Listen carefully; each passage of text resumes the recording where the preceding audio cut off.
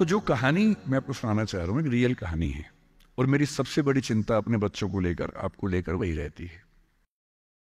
मैं जब भी कोई कहानी सुनाता हूँ, नाम, जगह, वो सब बदल देता हूँ ताकि किसी की प्राइवेसी पर हमला ना हो। सबकी राइट टू प्राइवेसी है ना।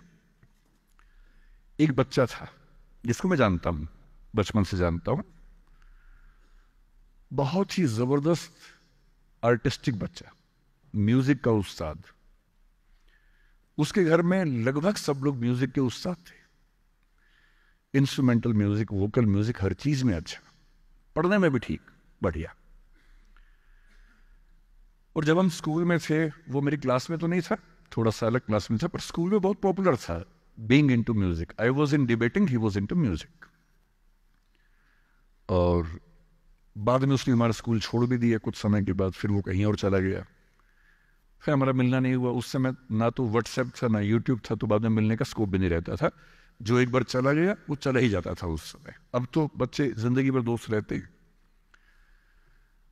फिर जब मैं दिल्ली यूनिवर्सिटी में आ गया, ग्रेजुएशन कर चुका था, उसके बाद अचानक मुझे एक बचपन का दोस्त मिला जिसने मुझे एक इंटरेस्टिंग क्या, डेवास्टेटिंग बात बताई। तो बात चल रही थी कि स्कूल के दोस्त कहाँ कहाँ हैं, क्या कर रहे हैं। तो बातों बातों में उसका जिक्र भी आया। तो मैंने बड़ी उम्मीद से पूछा, मैंने कहा वो तो बॉम्बे चला गया होगा, फिल्म इंडस्ट्री में चला गया होगा। तो मेरे दोस्त ने पूछा कि तुम्हें नहीं पता उसके बारे में? मैंने कहा नहीं। उसने कहा यार वो जेल में है,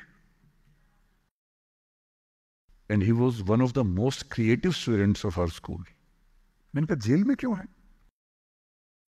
बोले सच में नहीं पता। मैंने कहा सच में नहीं पता मुझे। बोले वो ग्रेजुएशन करने के लिए जब गया तो पता नहीं क्या हुआ, उसकी थोड़ी संगति खराब हो गई।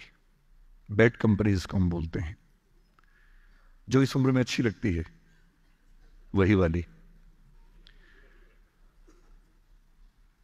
तो कॉलेज लाइफ में थोड़ी बहुत बैड कंपनी सबकी होती ही है, हल्की फुल्की होती है, एक सामान्य बात है। अच्छा, बच्चा बच्चा ना रहे ये भी तो अच्छी बात है ना। थोड़ा बचपन तो जीना भी चाहिए, थोड़ा शरारतें करनी भी चाहिए। पर किसी किसी का दुर्भाग्य होता है कि ज्यादा हो जाता है। उसके साथ ऐसा हुआ। उस सब प्रोसेस में उसको ड्रग्स की आदत लग गई। और ड्रग्स की आदत, ड्रग्स एक ऐसी चीज है, एडिक्शन ऐसी चीज है कि उसमें वन वे रास्ता होता है, टू वे नहीं होता है। आप जा सकते हैं, वापस नहीं आ सकते। मतलब 1000 लोग जाएंगे तो उनमें से एक आध वापस आएगा, वो भी इतने मुश्किलों से जो ऑलमोस्ट इम्पॉसिबल है। I have seen many such cases. Social welfare department से मेरे कई दोस्त ऑफिसर से, तो मैं उनसे जब पूछता हूँ बताते हैं, मैंने ऐसे लोगों को देखा है 10-10 साल से स्ट्रगल कर रहे हैं एडिक्शन से बाहर आने की, नहीं आ पा रहे, खत्म हो गए हैं। उस बच्चे को ड्रग्स की आदत पड़ गई कॉलेज में जाके, पेरेंट्स को पता ही नहीं था। तो जब पेरेंट्स को भनक लगी तो उसको दबाव बनाया कि तुम घर आ जाओ। अब वो जिस कंपनी में था, दोस्तों वाली कंपनी में, वहां अब ड्रग्स तो बहुत महंगे होते थे, पैसे घर से बहुत कम आते थे, जितने पैसे एक मिडिल क्लास फैमिली दे सकती है। अब वो घर से ज्यादा पैसे मांगने लगा, पैसे मिलते नहीं थे। उसको अपने ही घर के लोगों पर गुस्सा आने लगा। तो एक बार वो अपने घर आया हुआ था छुट्टियों में, और वहां भी वो कुछ कुछ करता रहता था। उसके पेरेंट्स ने उसको बहुत समझाया कि बेटा ऐसा मत करो। और एक दिन इस बात पे झगड़ा बढ़ गया। भाई आप पेरेंट्स की चिंता समझेंगे आज से 30 साल बाद, जब आपके बच्चे इस एज में होंगे ना, आपकी नानी मर जाएगी उस समय। नानी मरना एक मुहावरा है, इसका मतलब बहुत चिंता में रहेंगे उस समय आप। और उस दिन पता नहीं क्या हुआ, एक झगड़ा हुआ, क्योंकि जो एडिक्शन के शिकार हैं उनका दिमाग उनके कंट्रोल में नहीं होता है। यहां तक कि जो ड्रिंक करते हैं, ड्रिंक एक लेवल से ज्यादा कर लें तो दिमाग कंट्रोल से बाहर निकलने लगता है। ड्रग्स में तो ये एलिमेंट बहुत ज्यादा होता है। और आधी रात को उसने क्या किया, उसने अपनी फैमिली के 5 लोगों का मर्डर कर दिया। मर्डर।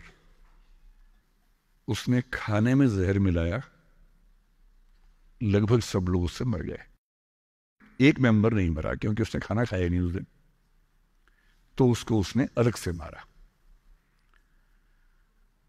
और ये बात है जब उसकी उम्र लगभग 17-18 साल की थी या 19 के आसपास रहा होगा। उसके बाद वो जेल गया। मेरी सबसे बड़ी चिंता ये होती है बच्चों को लेकर कि किसी भी गलती से वो ड्रग्स में ना चले जाएं। आप सबसे रिक्वेस्ट कर रहा हूं हाथ जोड़ के, कुछ भी कर लेना, ये मत करना। बदमाशी करो, शरारत करो, थोड़ा इश्क विश्क होगा करो, कोई दिक्कत नहीं। किसी को चीट मत करना, ड्रग्स में मत जाना, क्योंकि इन रास्तों पे जाने के बाद वापस